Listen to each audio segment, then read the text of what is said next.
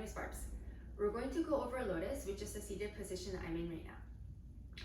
The main priority of Lotus is the external rotation of your hips.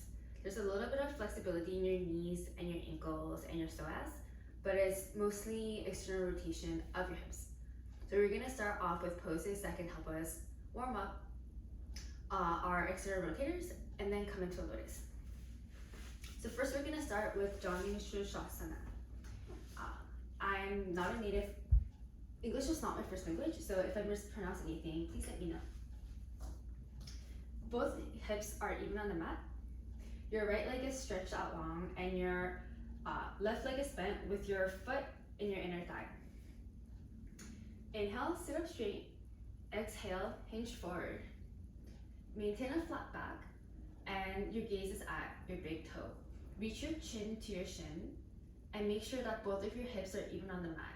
If your left hip is lifting, then you can come up a little bit to make sure it's glued. If it's lifting, you're not really getting the stretch in your external hip rotators. If the full expression is looping your wrists around the ball of your foot, but for purposes of today, feel free to just have your fingertips on the mat. Take deep inhales and exhales while you're in this stretch or while you're in any of the stretches for today. That tells the body that it is safe to go into a deeper range of motion or to deepen your flexibility.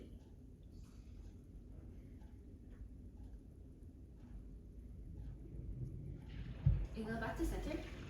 Stack your shins on top of each other. Parallel your shins to the top of the mat and then stack them. Inhale, sit up straight. Exhale, hinge with a flat back. Push the mat away with your hands to make sure that both of your sit bones are glued on the mat and start to get deeper into your hinge. It's important to maintain a flat back because we want to stretch our muscles when they're at a lengthened position rather than at a shortened position, which happens when you round. It's a lot more efficient to stretch your muscles when they're lengthened as opposed to if they're shortened.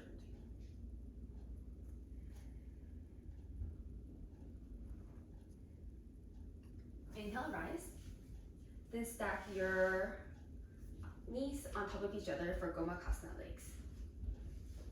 To intensify, you can bring your heels or you can bring your shins so they're in one line. And to lessen the intensity, you can bring your feet closer to your butt. Inhale, reach your crown of your head to the ceiling. Exhale, hinge. Feel free to fidget a bit to see where you are the tightest and then hold it and breathe into where you feel tension and where you feel like it's extra tight.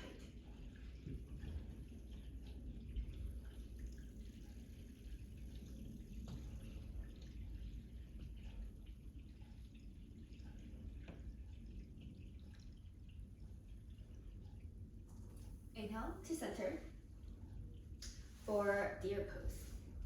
So bring your right leg behind you. So you're making two right angles. Then face the front and drive your knee into the mat. You want to make sure that you're driving your knee into the mat to engage and work your external rotators. Then inhale, sit up straight, exhale, hinge halfway. Continue to drive your knee into the mat. And if you have a yoga block, one option to intensify is to raise it in front of you and breathe.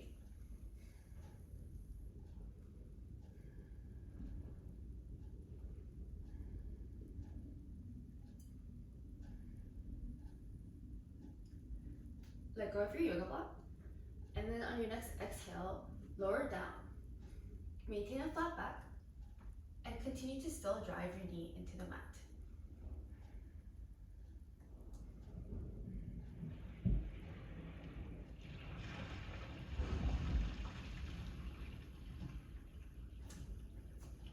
Inhale, rise for the other side. Stretch your left leg long.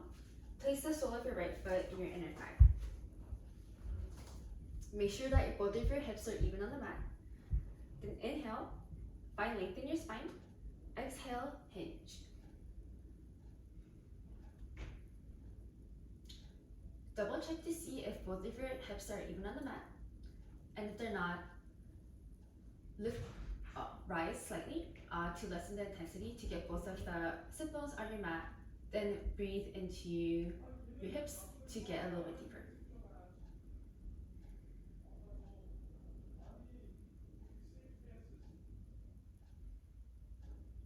Inhale, rise for Gomukhasana legs. Stack your knees at your midline. Inhale, sit up straight. Exhale, hinge. Again, feel free to move side to side a bit to find a place where you feel especially tight and breathe.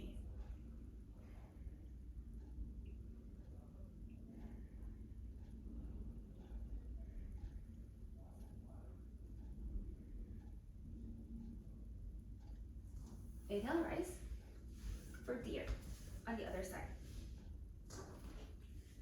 You're making 2 right angles, then face the front. Drive your knee into the mat. Pretend that there's like a blueberry underneath your knee that you're trying to pop. Inhale, sit up straight. Exhale, hinge halfway. And if you got a yoga block to intensify, feel free to do that.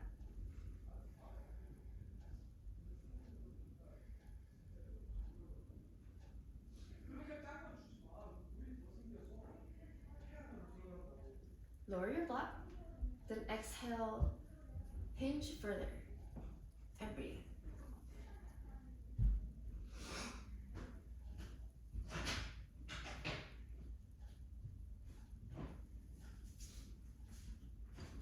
Inhale, rise, and now we're gonna go into a lotus. Come to a comfortable cross-legged position. Grab your left leg. Make sure that your knee is closed first to protect your knee. Then rotate your knee down and place your foot in your opposite hip crease. Make sure that your toe is slightly off of your thigh to protect your ankle from sickling. And then grab your right foot and bring it up and around in the opposite hip crease. It's important to bring your foot up and around rather than through any leg to get into lotus. And if you want to get into the full expression but might not have the flexibility yet, one option that you can do is either sit on a yoga block or you can sit on a blanket that you rolled up. So if you sit on a yoga block and do the other side, oh, this is the other side.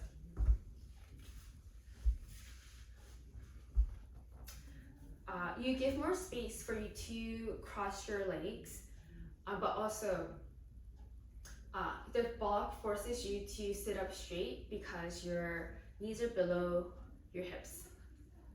So it's better to work your way into getting a lotus on the floor by using a block rather than trying to force it on the mat, because you can have that little bit of more space and your spine will be in a lengthened position. That's it for getting into lotus and some poses that can help you get into it too. Thank you for watching.